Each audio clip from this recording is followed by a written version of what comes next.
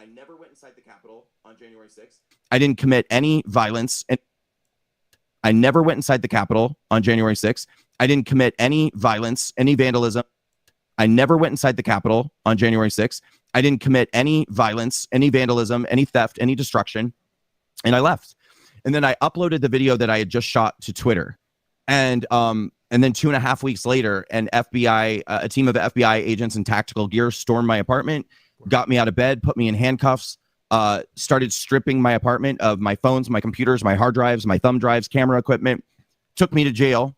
I spent several days in jail. And when I got out, I learned that I was being charged with multiple felonies and a misdemeanor.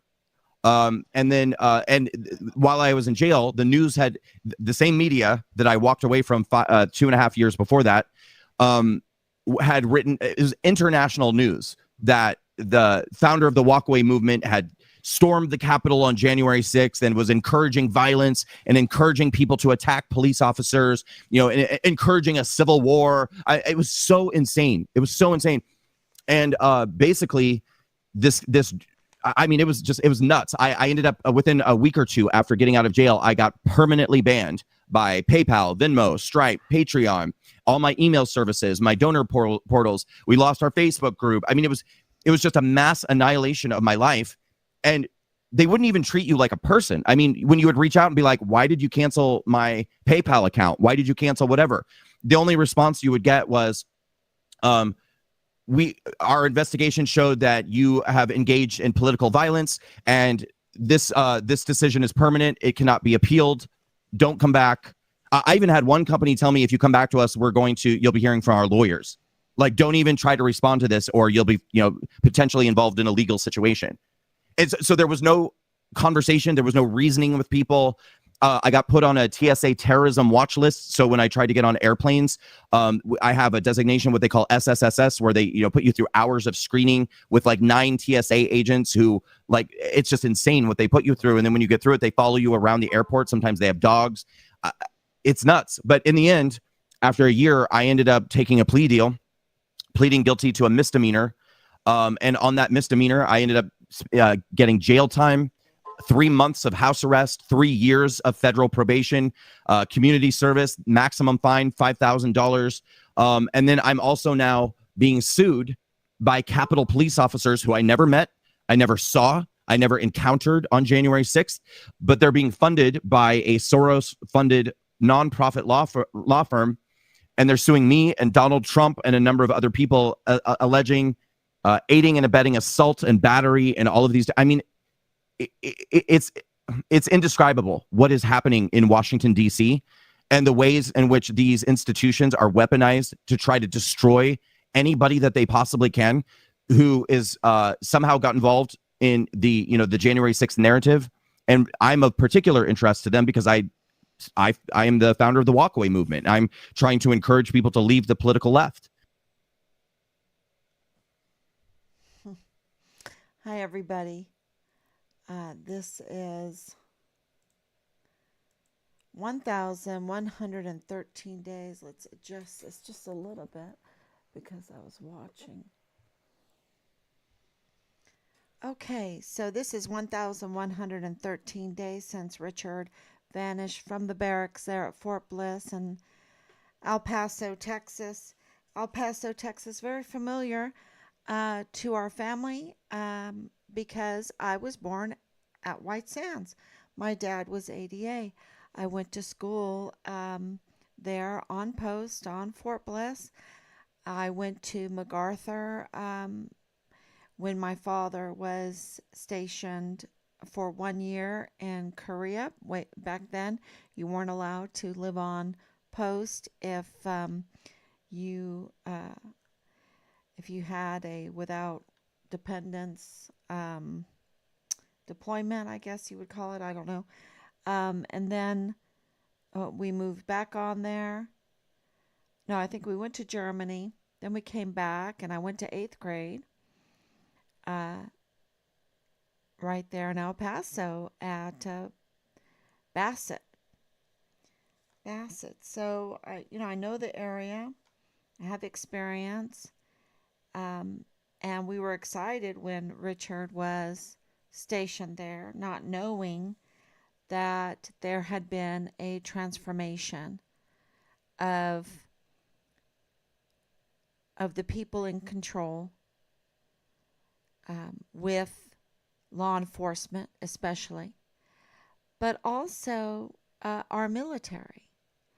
And the people in control of our military is the greatest concern to me, because we have young people that are facing very high housing costs, a tough job market, and so they, these high educational costs, and they say, well, look, I'll go serve in the military, and, I can learn something.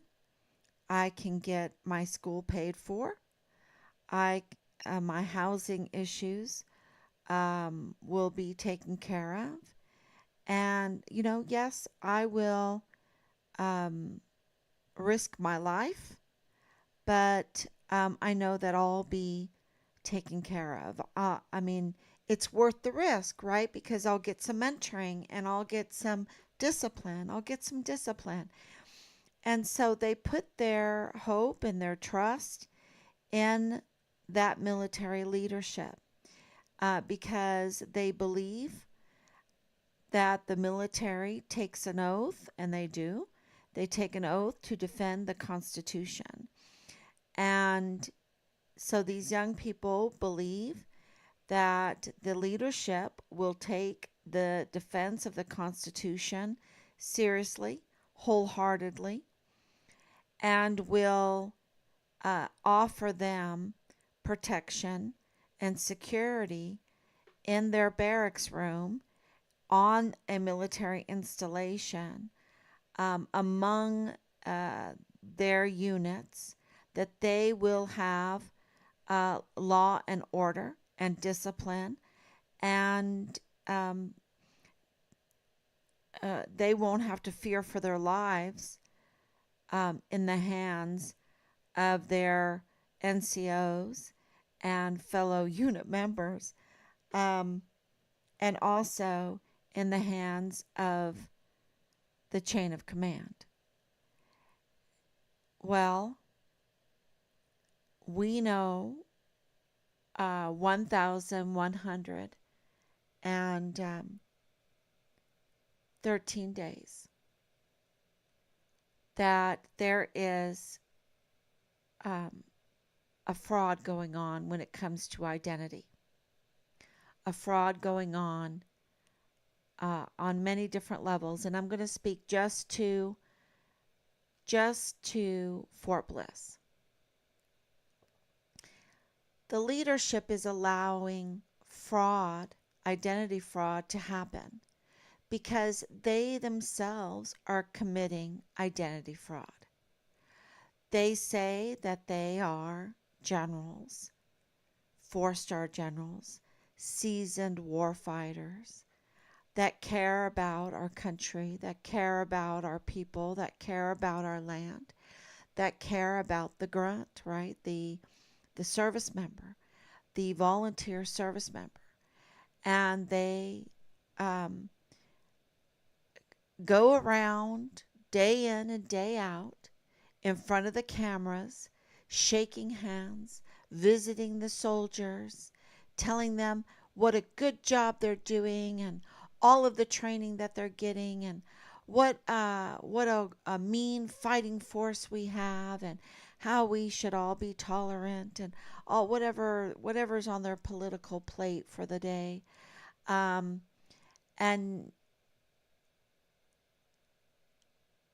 yet claiming that they are honoring their covenant that they made, their oath that they made to the country, because we still are a voting country. And the last time I looked, we have not voted the Constitution away.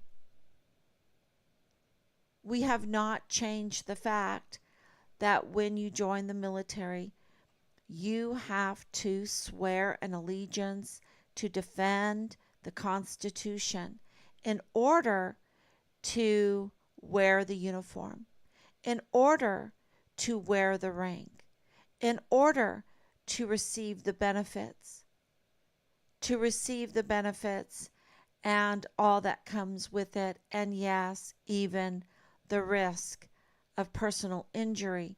But then to have the promise that you will be taken care of, even in that personal injury. That's why the VA is so important. And we know that the VA has also um, betrayed so many soldiers and are wearing a false identity, right? A false identity. They say one thing, but they do another thing. That's fraud. That's fraud, waste, and abuse. And our 40, well, we have 42 now, right? We're getting less and less, thank God. We need to get below 7 4-star generals, but we still have 42 4-star generals. And that the last time that I looked, let me know if I'm right or wrong on that one. But they're committing fraud because they're serving foreign and domestic enemies. They are serving a foreign ideology. And what do I mean by that? I mean that they are not living up to their what they swore to when they joined the defense of the Constitution, law and order, protecting our military installations, protecting our service members, protecting our land, and the land can be is of course um, the ships too, right? That is the American soil, considered American soil. Um, so they have betrayed us. And where am I going with this? Well, they have greenlit fraud, waste, and abuse that has trickled down and then created criminal cabals, criminal syndicates. Absolutely. People that um, were not held accountable for creating a false identity and using that false identity over and over and over again to get benefits that didn't belong to them, that would get jobs that didn't belong to them because they were getting into the system. They were coming over to the country and getting into the system by fraud. And you see, I started the live stream with Brandon Straka. What was it? The Walk Away campaign. When he was there at January 6th, so was I. I was there at January 6th. I was there in front of the Capitol. I was there on the mall, walking the mall, walking um, the ellipse. I was walking everywhere because I was handing out Find Richard Halliday flyers, right? Missing flyers. I was handing out uh, hundreds of prayer candles with around the prayer candle. Matter of fact, I have one up there that I saved, one um, that has cards. Let me get it.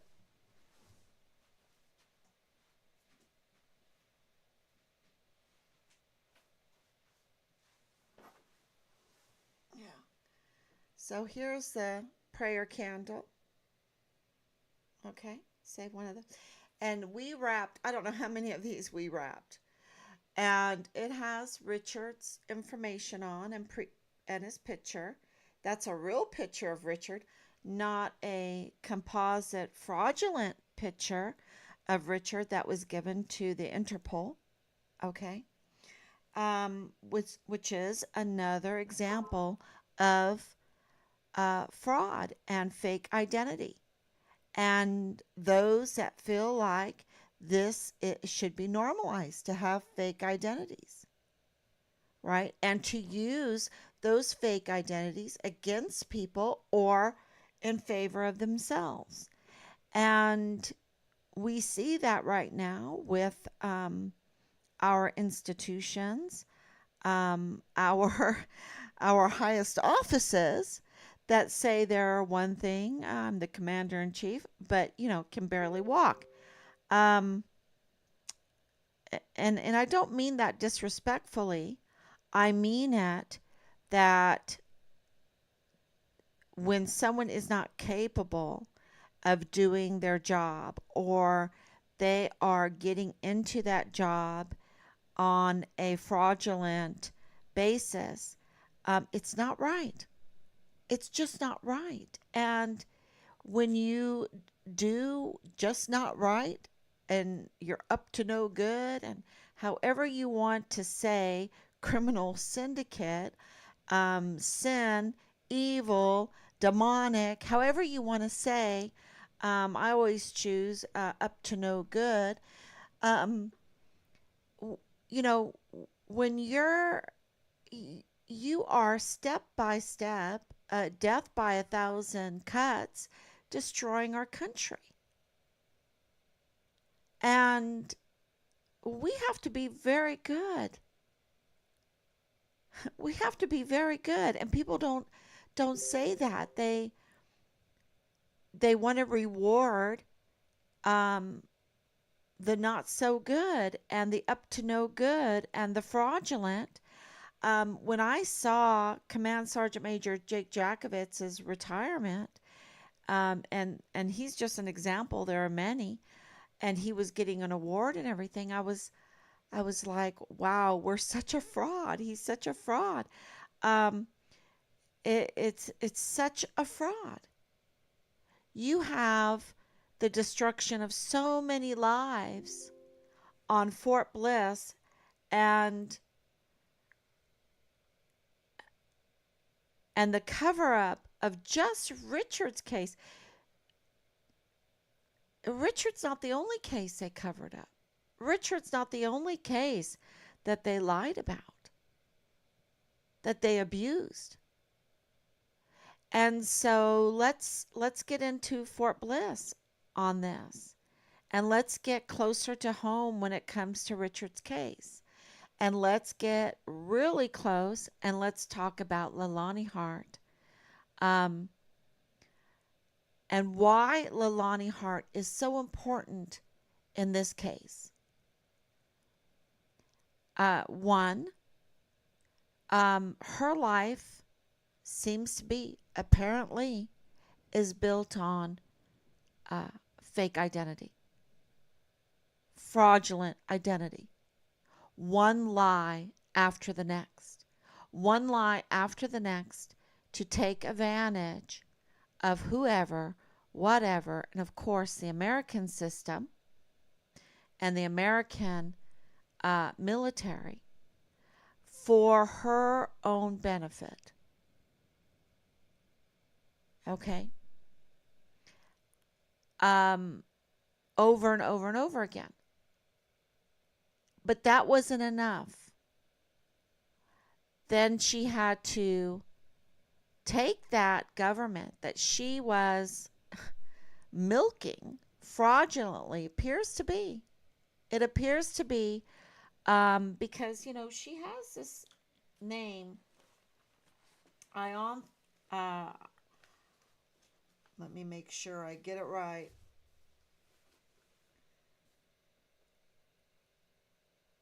Iolanthia. Iolanthia. Um,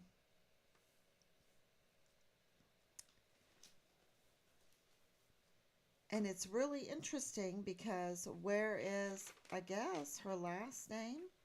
I don't know if it's her middle name. I don't know if it's her last name.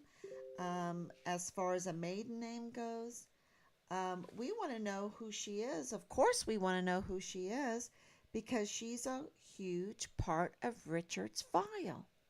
And why is she a big part of Richard's file?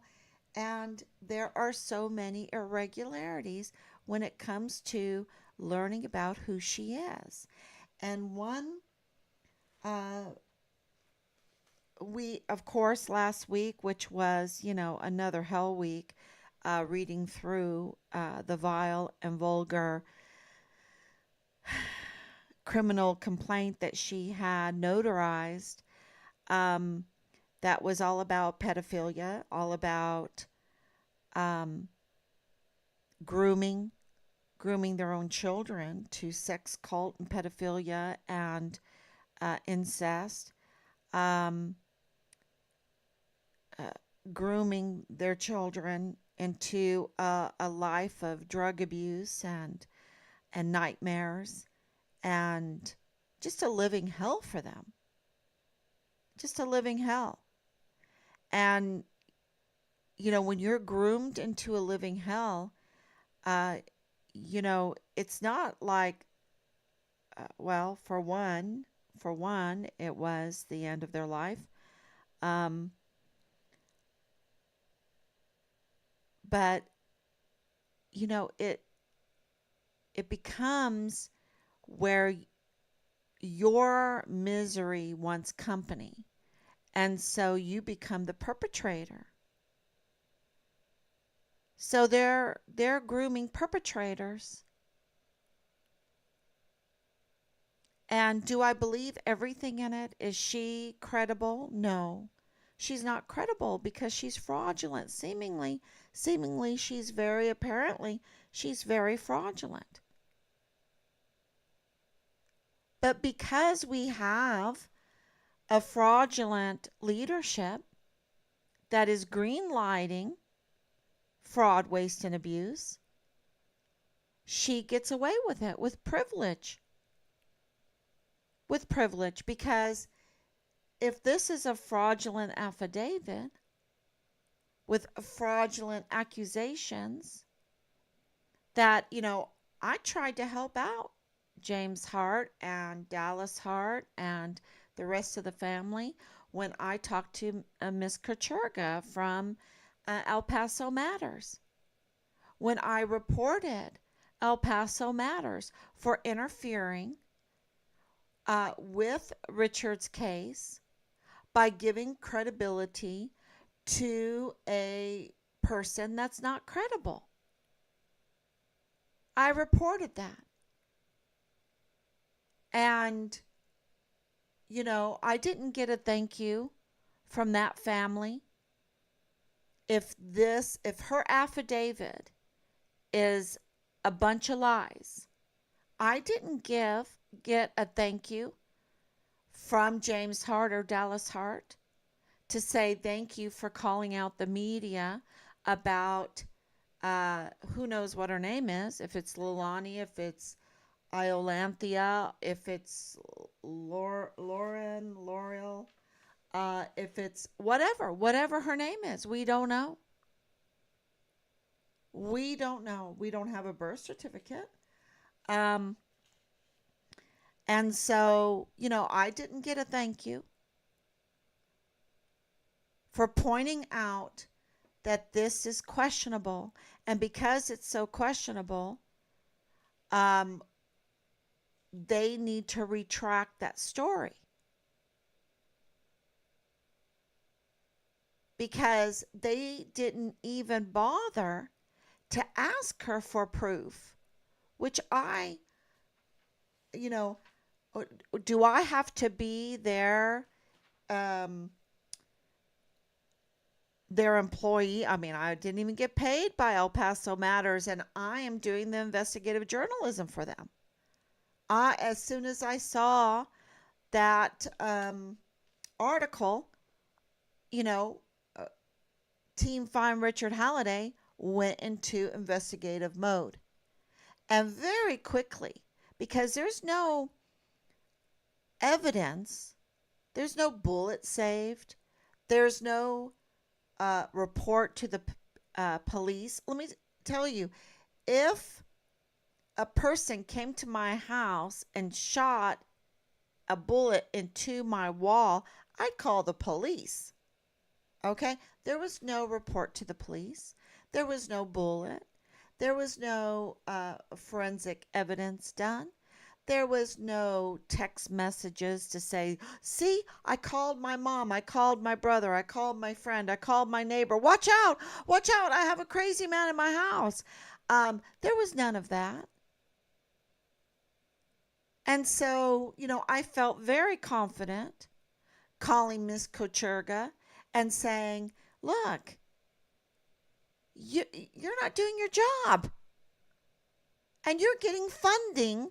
You're getting, El Paso Matters is getting a tax break, tax free. I think they're tax free.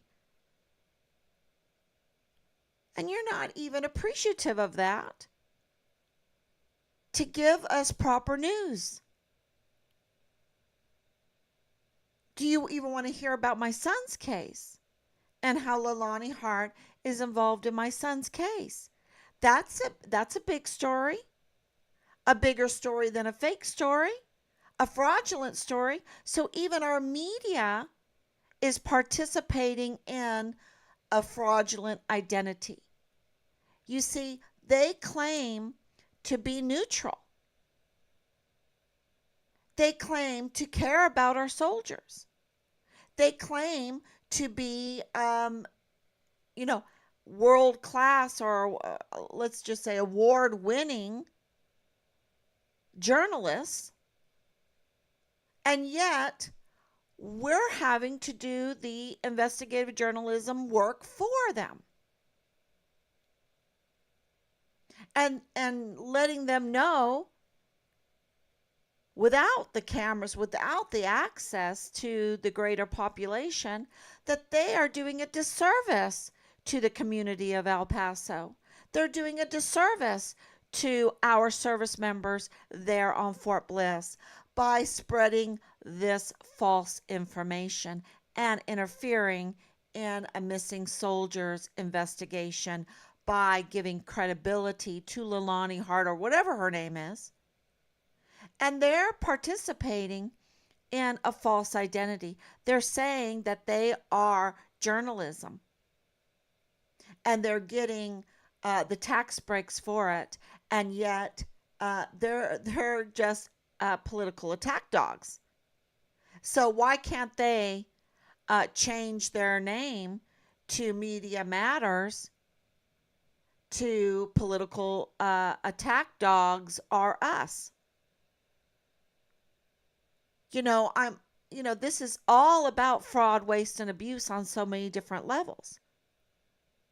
So, of course, when the media is conducting themselves in a fraudulent identity, and the 42-star generals that run our very powerful, very expensive military are engaging in a fraudulent identity, because they're not defending the Constitution. They're not defending the land. They're not defending the people. Otherwise, Brandon Straka would never be in the situation that he has been in the last 3 years, and the situation that we have been in for the last 3 years. It's very clear that this is all fake identity. And why does it matter in this case? Well, we're not getting the defense that we should be getting. We're not getting the the CID shouldn't even be CID. And I think that's what Richard saw when he dealt with the CID. He said, they need to be renamed. instead of criminal investigative division. Let's think off the fly real quick. The cover up, uh, I want to say idiots, but that wouldn't be nice of me. So I don't want to say that. Um, but they are definitely engaged in cover up. So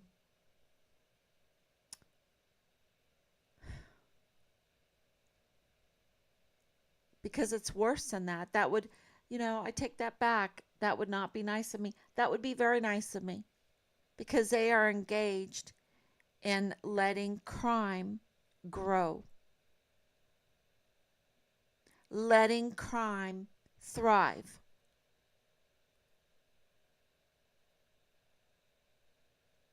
by covering up. Because you see, Lalani Hart, who seemingly has questionable social security numbers, has definitely a questionable um, immigration status. Um, I mean, can you imagine? Did she fill out her Army enlistment papers with false information? Did she fill out her disability paperwork with false information, with false identity? I mean, we're having breaking news every day. Every day. And I'm not kidding about that. I mean, think about it. We just had the chief of security for Fort Bliss so scared, shaking in his boots because, seemingly he participated in fraud identity, saying that he was securing Fort Bliss all the while tampering. Is that what he was doing? Because he wore two hats. And what was he tampering with? Things he shouldn't, up to no good. And then you have 14-year-old girls living in the barracks being prostituted out. You have girls coming in during COVID for their parties and um, to up the morale, supposedly. You have the barracks being marketplaces for illegal drugs. You have the barracks being flush with weapons. You have um, a weapon falling out of the back of the truck, and what kind of weapon was that? Some kind of assault rifle laying right there in the middle of Fort Bliss. You have unregistered weapons coming onto Fort Bliss, and I'm sure leaving Fort Bliss.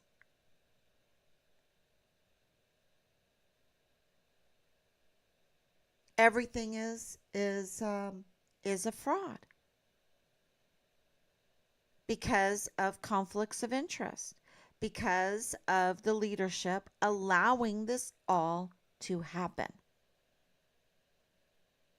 And Lalani Hart by Thomas Cain is being, he was allowing her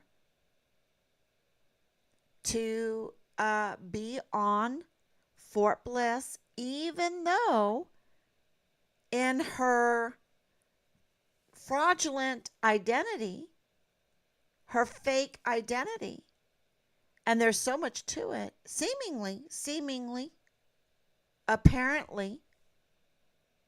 Can you imagine going to the VA and getting your disability using um,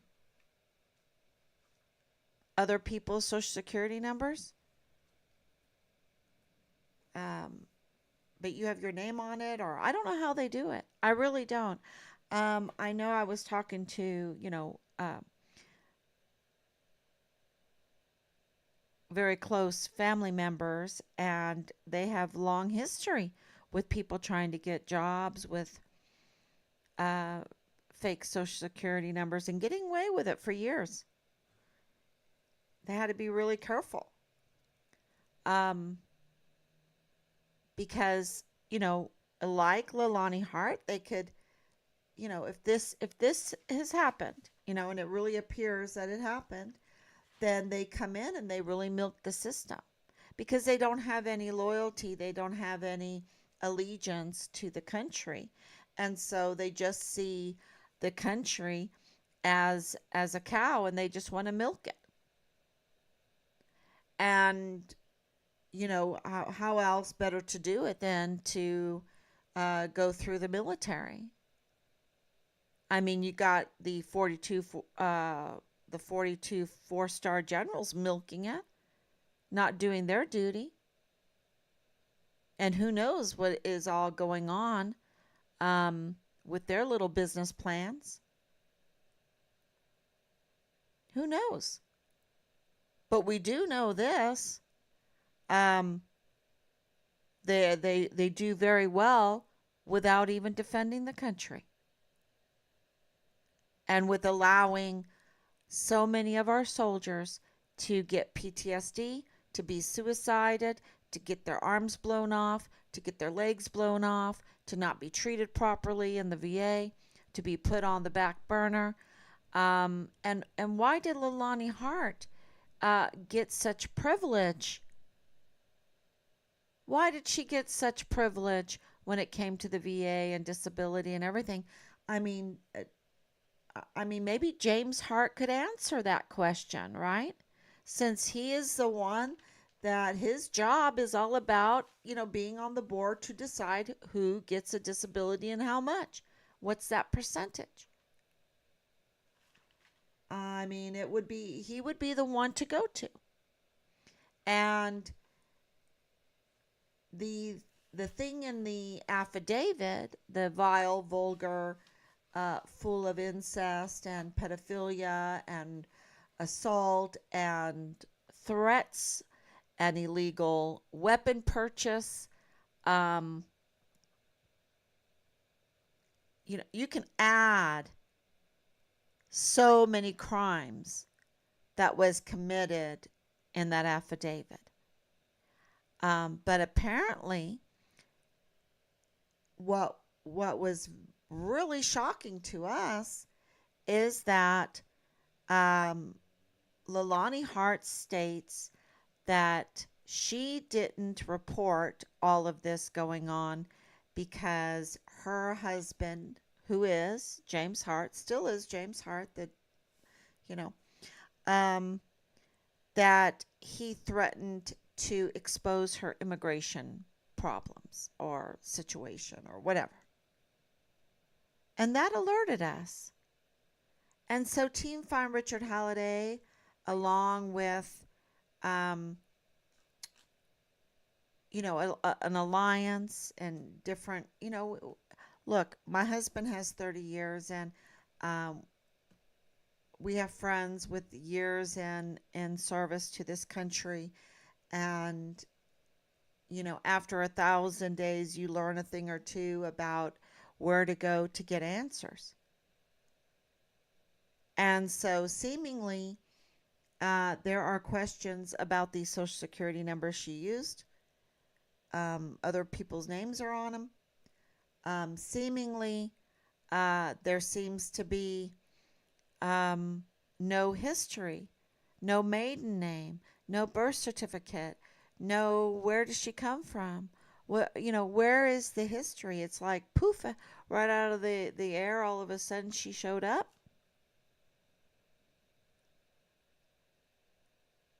Um, and then to have no allegiance enough to, because I know there's a picture, a beautiful picture, her and George Bush, but we all know that the leadership um, has committed fraud, waste, and abuse with us.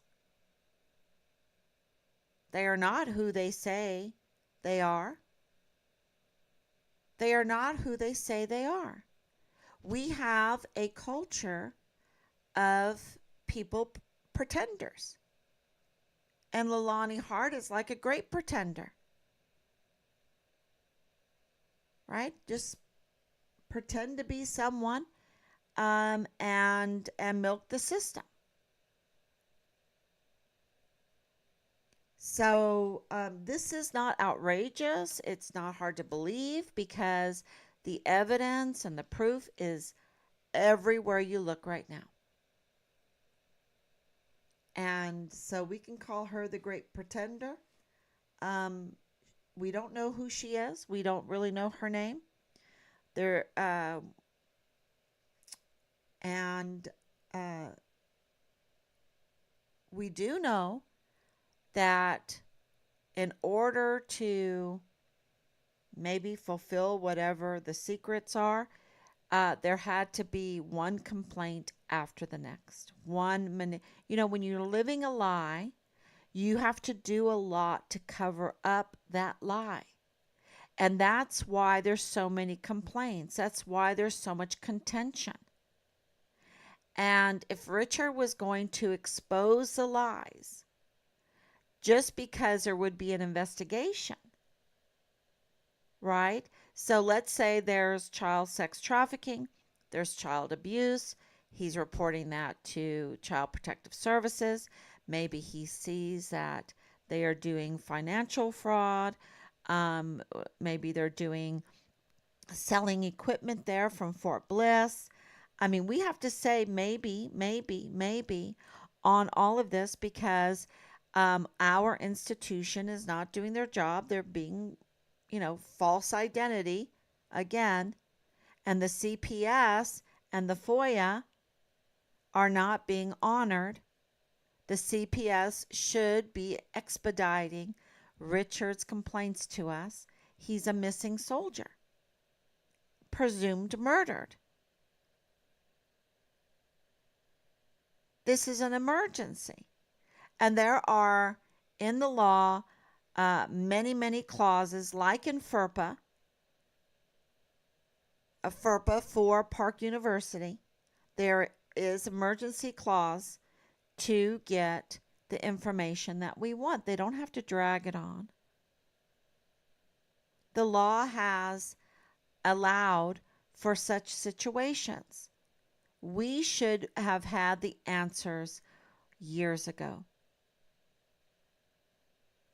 But because, uh,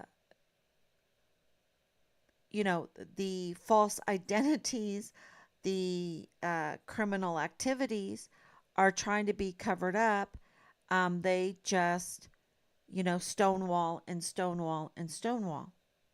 And so, with Leilani Hart and her complaint that was vile and vulgar, her affidavit that she swore to with a notary became part of Richard's file.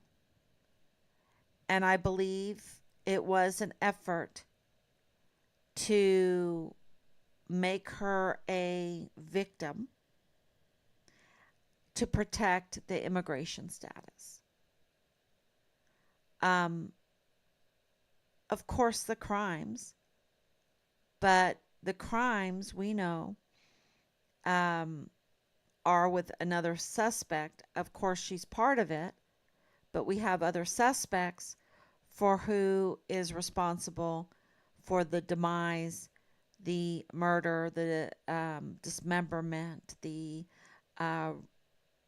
putting Richard's parts in different locations, trying to hide his remains, get rid of his remains, destroy his remains.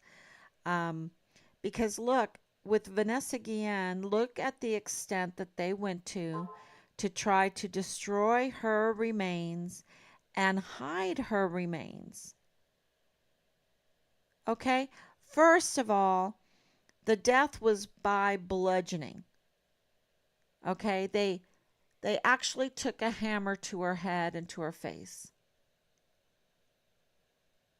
So, um, that CID and their forensic, well, maybe it was Special Agent Jessica Veltri that was in charge of the forensics. Then I would understand how the murderer got away with it because she doesn't even visit the crime scene, right? So if you don't visit the crime scene, you can't even see the traces or the residue of the blood that was attempted to be cleaned up or whatever. But, when you have that kind of training, you should be able to go in even into a cleaned up room, quote unquote, and find the residual evidence of a murder. So even she's not really, if she's not going to go and visit the crime scene, right? Then she's not really a CID, senior special agent forensics. It's another fraudulent identity, to me anyway. She has it. She's milking the system, but she's not doing the job, right? And I can go on and on down our list, but I want to stay on Fort Bliss right now. But I want to say that Vanessa Guillen, um, they had to get rid, they didn't just leave her body there in the armory. They had to get rid of her body, and they had to think it through, and they had to plan it. And they stuffed her in a pelican case. They took her out to the Leon River. They had to have shovels. They had to have, what was it, a machete, right? A machete, or they had to have fuel and, to make this fire, to cut her up, to try to burn her up. They went and got lime. They went and got um, concrete. They had to have the sand for the concrete. Um, and they planned it out. And that whole thing was trying to get rid of the remains. Well, the information that we have is, you know, kind of learning from Vanessa Guillen's case, and they did just about that. There's even information that's coming that they tried to use some kind of acid on Richard to get rid of his remains. And yeah, and I'm not even allowed to grieve this horrendous crime. And that instead of burying him in one place, they had to bury him in several places. And, and it all starts with one fraud that leads to another fraud that leads to another fraud, and all of it needs to be covered up, and it needs to be covered up by one crime after another crime after another crime. And that's why this is so convoluted. This is why this has so many fronts, because there's so many lies and so many lies that need to be covered. And when you get close, or when you want to uncover a fraud, right? Like January 6th, the Americans going there, over a million there, no weapons, singing songs. I had a megaphone. I had prayer candles. I had flyers, and I walked around never once in fear. Even when we said the Lord's Prayer and they tear gassed us, the law enforcement tear gassed us. For some reason, I never felt afraid. I was surrounded by Americans that had amazing fortitude and values and caring for other people, because I believe that those tear gas attempts were an attempt for people to trample each other, to make it far worse than what it really was. With and I would tell Brandon Starka, I hope I'm saying his name right, Straka. Um, I would tell him never to plea deal when it came to January.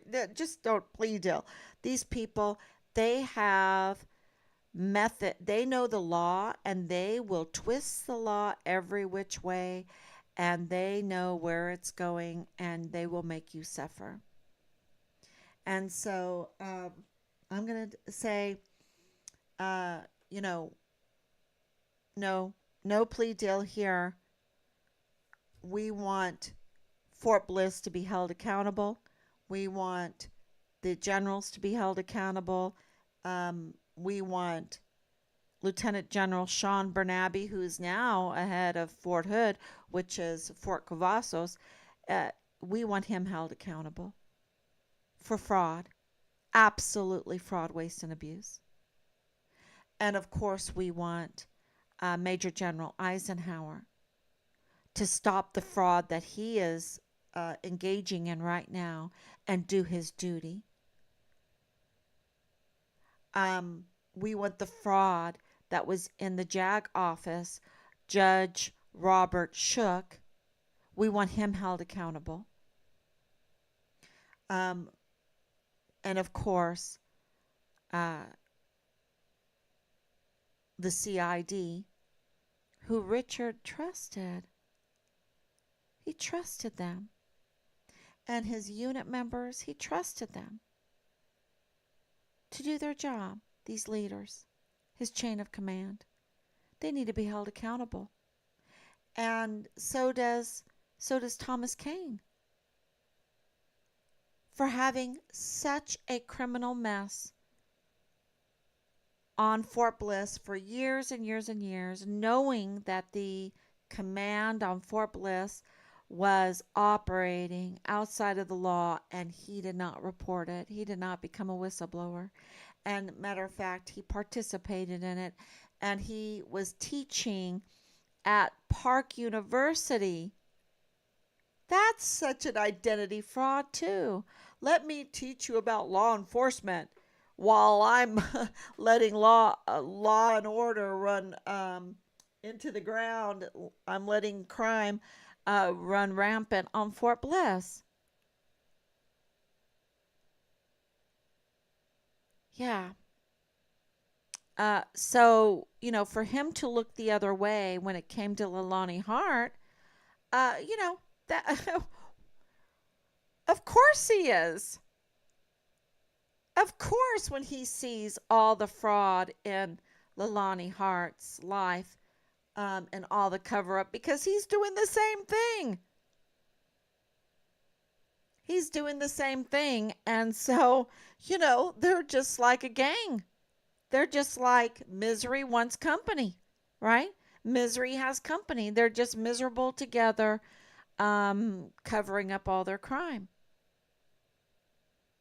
And with the CID, with the JAG office, with the VA, with the command, with the CPS, y'all, and with the health and welfare of the children on Fort Bliss. They were committing crimes against them. And maybe they're still doing it. Absolutely.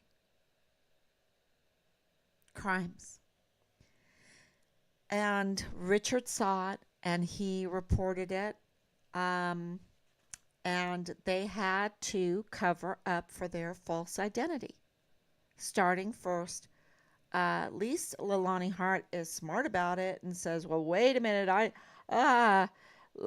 she did it in a panic, though. And that's why she created, to me, in my opinion, sorry.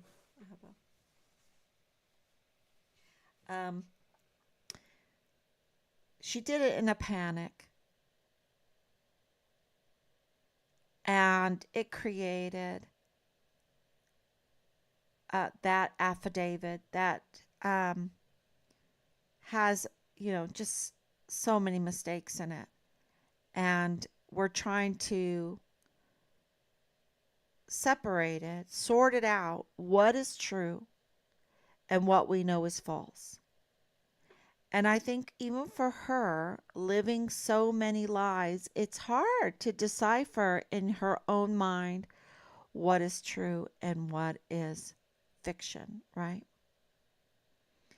And so, these people need to be called. The records need to be checked.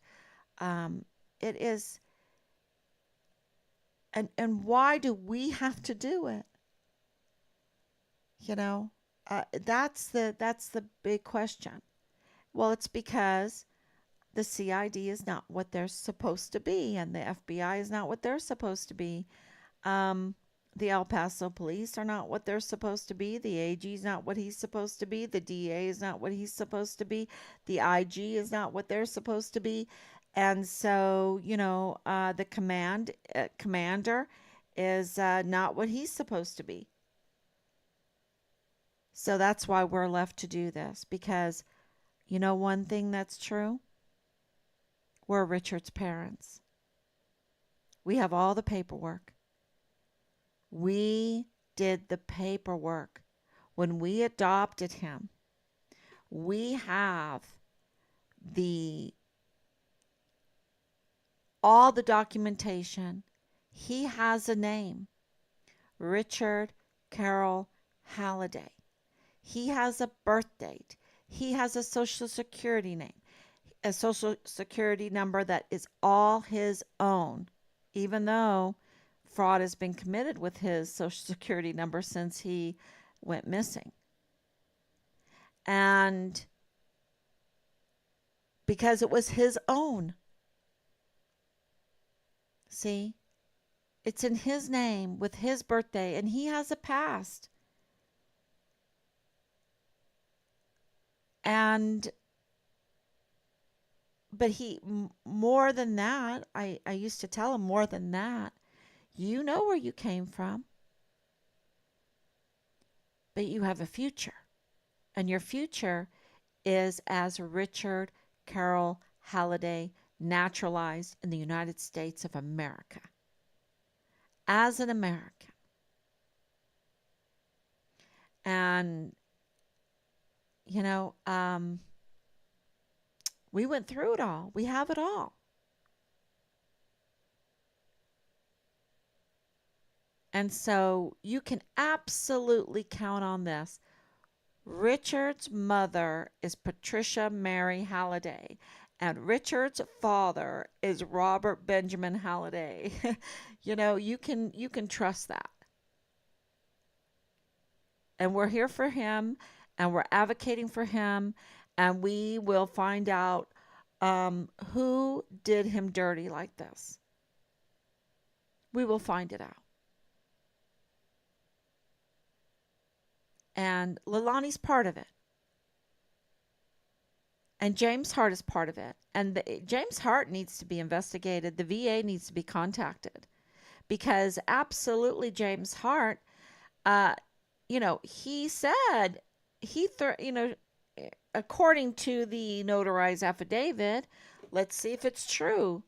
It's enough to investigate if he threatened her with her immigration status that was foggy, that was blurred, that was fake, that was fraud, seemingly, apparently, in my, from the intel. So, you know, Park University, didn't they do their due diligence after everything that was going on there with the behavior of the professors? So you have James Hart knowing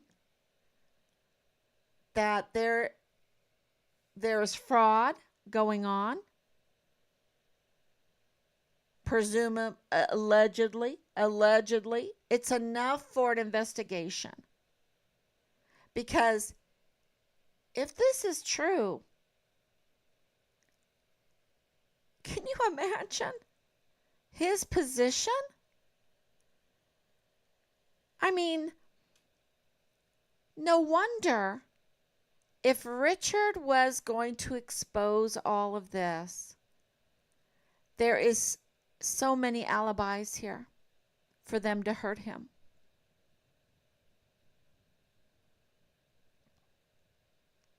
Because he didn't live a lie. He didn't live a lie.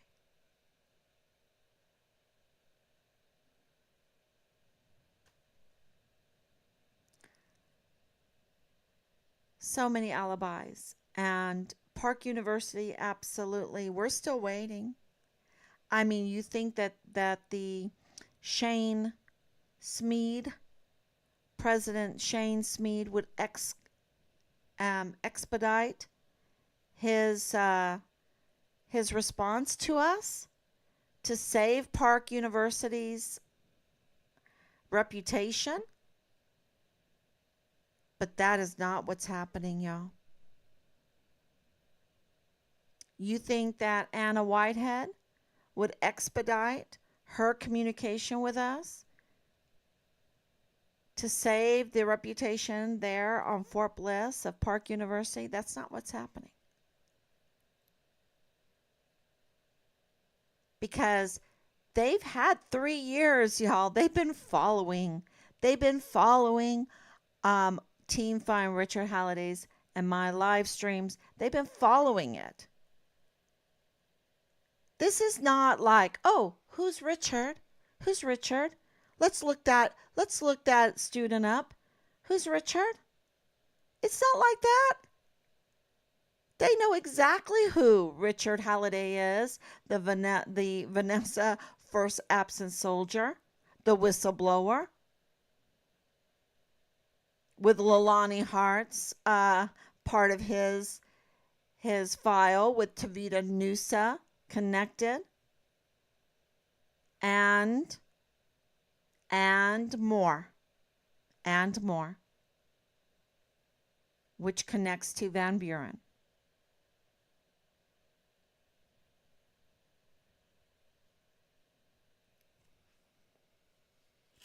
And more, connects to some attorneys, connects to CPS. You know, people think they can live lies, but the lies are not sustainable. They rot away, and they rot away ugly. Yeah, they do, but they rot away, and the truth always gets revealed. Always.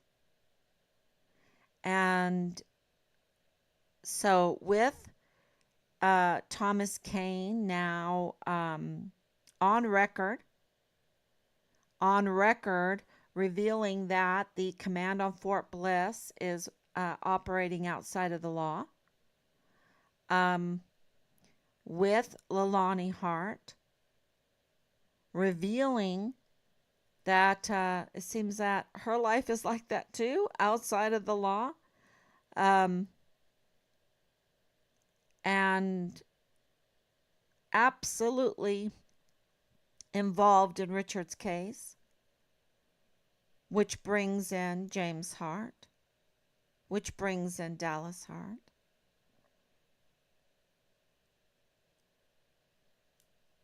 Tavita Nusa, which brings in the CID, who really let down Richard, who brings in Jay Pollan, because Jay Pollan's good buddy Ron Steig in that small office, which brings in Belen Rocha. I'll leave that for you to read between the lines. Which brings in Danae, which y'all, yeah, the connections are all there, and the truth is coming. And so, and of course, you know, if we can talk about the command a little bit, the command for 32nd AdCom has a G3, Clem Coward. Why would he not call in the CID immediately to search for Richard. Um, no, he calls off. He calls off the search. Why? Well, we know why now, right? To cover up false identity, to cover up CID, to cover up Park University, to cover up Thomas Cain, to cover up Leilani Hart, to cover up VA, to cover up, I mean, my goodness, the motives are all there.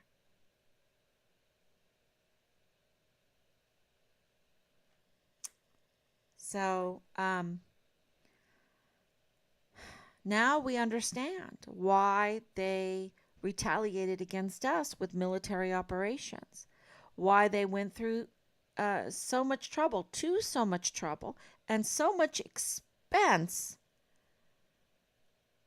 to retaliate against Team Fine Richard Halliday with military operations and asymmetric warfare tactics.